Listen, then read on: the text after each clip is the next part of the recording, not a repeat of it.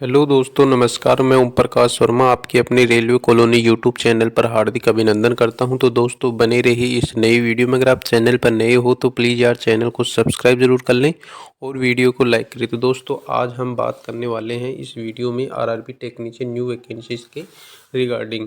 आप सबको पता है कि आरआरबी टेक्नीशियन में जो वैकेंसी आ रही है उसमें टेक्नीशियन ग्रेड फर्स्ट की वैकेंसी भी आ रही है। तो उसमें कई छात्रों के दिमाग में पर्सन है, ये कन्फ्यूजन बना हुआ है कि क्या इसकी एजुकेशन क्वालिफ़िकेशन जो है आईटीआई ग्रेड 3 के समान ही होगी या फिर अलग होगी। क्या आईटीआई वाले इसको नहीं भर सकते? तो इसकी पूरी डिटेल हम देखते हैं। इसके लिए हम जो 20 दिसंबर 2023 को आरआरबी के द्वारा एक नोटिस निकाला गया था इसके एजुकेशन क्वालिफ़िकेशन के रिगार्डिंग, उस पर चलते हैं।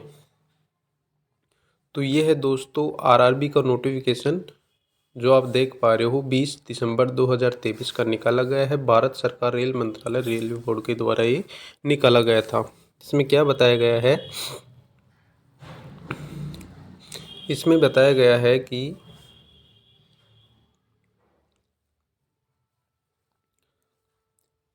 महाप्रबंधक कार्मिक सभी भारतीय रेलवे उत्पादक इकाई अध्यक्ष रेलवे बोर्ड में विषय में यह 7वें केंद्रीय वेतन आयोग पे मैट्रिक्स स्तर 5 में सिग्नल ग्रेड फर्स्ट के पद हेतु सीधी भर्ती के लिए न्यूनतम निर्धारित शैक्षिक अर्हता यानी एजुकेशन क्वालिफिकेशन।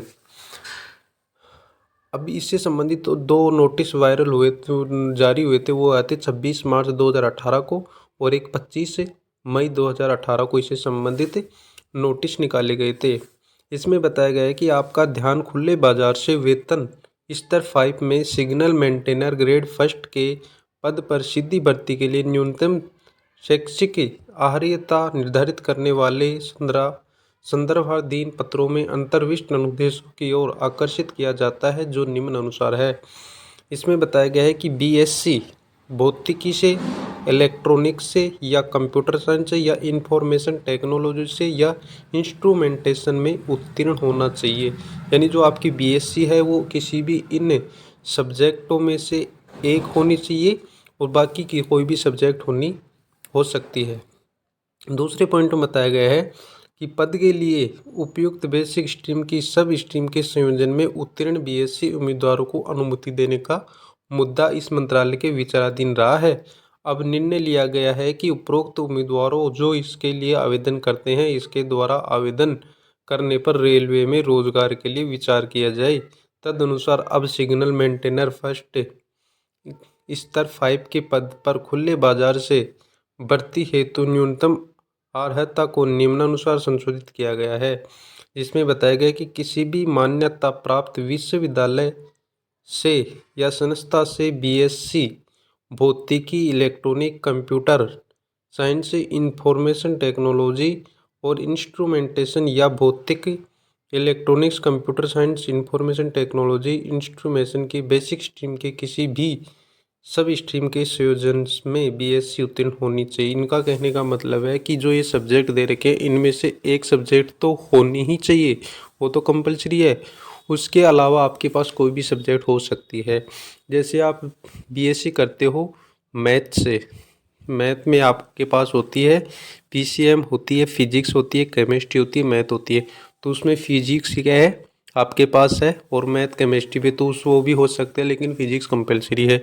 आप करते हो बीएससी बायो से, जिसमें आपके पास सीबीजेड होती है, केमिस्ट्री, जूलॉजी, बायो। तो उसमें इन तीनों से इन जो सब्जेक्ट दी गई हैं भौतिकी, electronic, computer science, information technology, instrumentation, इनमें से कोई भी सब्जेक्ट सीबीजेड में नहीं आती है तो आप इसका फॉर्म अप्लाई नहीं कर सकते हो। हम या तो अपन हम ये कह सकते हैं कि जो मैथ से बीएससी कर रखे हैं वो कैंडिडेट इसका फॉर्म अप्लाई कर सकते हैं, या जो बीटेक कर रखे हैं या फिर इन सब्जेक्टों में से किसी एक के साथ बीएससी या डिप्लोमा कर रखा है वो इसका फॉर्म अप्लाई कर सकता है।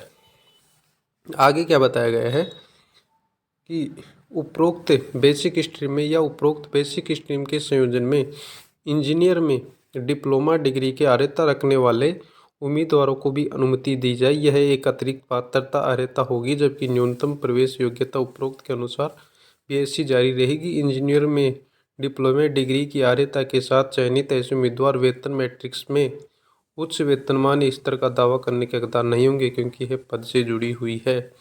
भारतीय रेल नियमावली खंड 1 को अग्रिम सुदीर्घ पर्ची से संशोधित किया जाएगा। तो दोस्तों ये थी इसके एजुकेशन क्वालिफिकेशन से संबंधित नोटिस। तो आप इसको समझ गए होंगे, अब आपकी कन्फ्यूज़न दूर हो गया होगा कि कौन इसका फॉर्म भर सकता है, कौन इसका फॉर्म नहीं भर सकता है। तो उम्मीद करता हूँ दोस्तों आपको वीडियो अच्छा लगा होगा, तो वीडियो को लाइक करें और चैनल को सब्सक्राइब जरूर कर लें। तो दोस्तों फिर मिलते हैं नई वीडियो में, तब तक के लिए बाय बाय।